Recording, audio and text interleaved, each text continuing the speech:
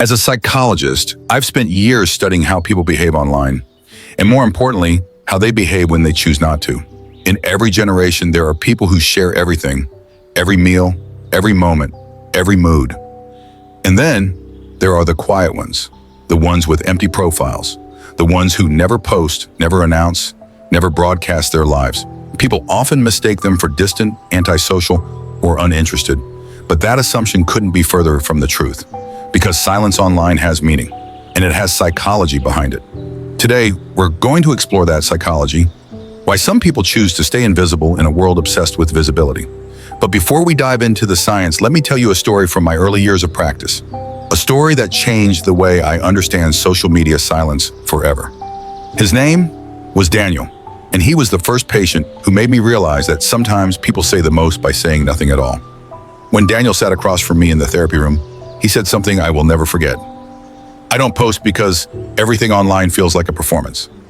That line stayed with me because I've heard it from dozens of people since. In psychology, we call these individuals observers.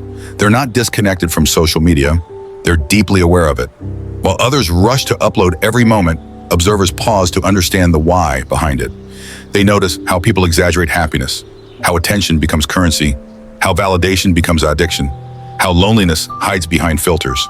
Silent users don't just scroll, they study. To them, social media is a documentary, not a stage.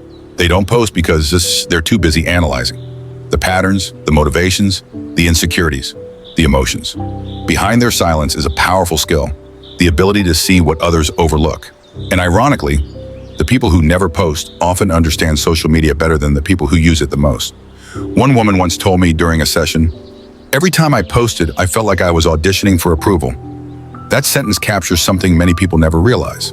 Some people don't post because they've outgrown the performance. Posting is not just sharing, it becomes a competition, a presentation, a measurement, a silent battle for attention. But the silent people, they've chosen peace over all of that. They realize that the more you share, the more you invite comparison and expectation. So they step back. They stop curating their lives and started living them. Many have told me, "I enjoy life more when I'm not thinking about who's watching." They don't post their joy, they protect it. They don't display their success. They nurture it quietly. Their life isn't a show, it's a sacred space. And protecting that space is one of the highest forms of emotional maturity. Not every silent profile is peaceful. Some are silent because they're wounded. I once worked with a teenage boy who loved drawing.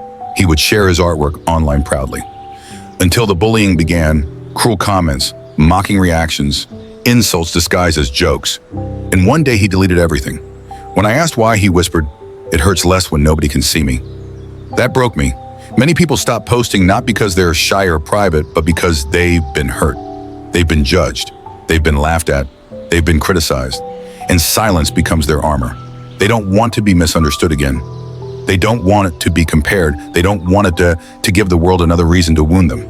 Their silence isn't avoidance, it's survival. And until they feel safe, they stay in the shadows, quietly rebuilding themselves. Then there are the silent ones whose reason has nothing to do with pain, but everything to do with depth. These are the thinkers, the internal creators, the philosophical minds. They don't post because they are too busy processing. Their brains work differently. They think deeply, feel intensely, question everything, and observe life on a level social media cannot capture. One young writer once told me, "If I share everything, I have nothing left to discover." That's the soul of a deep thinker. They don't chase trends, they chase meaning.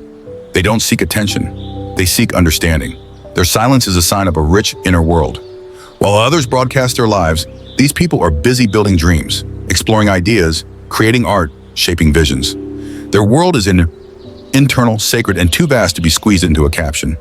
Silence isn't emptiness for them, it's depth.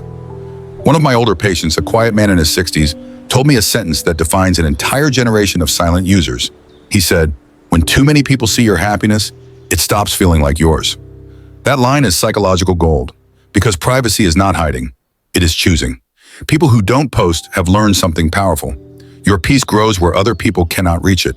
They protect their relationships because they're precious. They protect their goals because goals grow better underground. They protect their healing because healing happens quietly. In a world addicted to exposure, they choose mystery, and that mystery becomes their strength. So, what does it really mean when someone doesn't post on social media? It could mean they're observing, it could mean they're healing, it could mean they're thinking deeply, living quietly, protecting their peace, or simply choosing a different path. Silence online is not the absence of a voice. It is a voice expressed differently. Some people speak loudly without ever typing a word. Some grow without ever announcing it. Some love without ever posting it. And some become stronger by choosing to remain unseen. Silence isn't weakness. Silence isn't emptiness. Silence is intelligence. Silence is healing. Silence is depth. Silence is meaning. This is Dr. Rise Within One. Keep growing quietly, keep healing deeply, and always remember, the strongest voices often come from the quietest souls.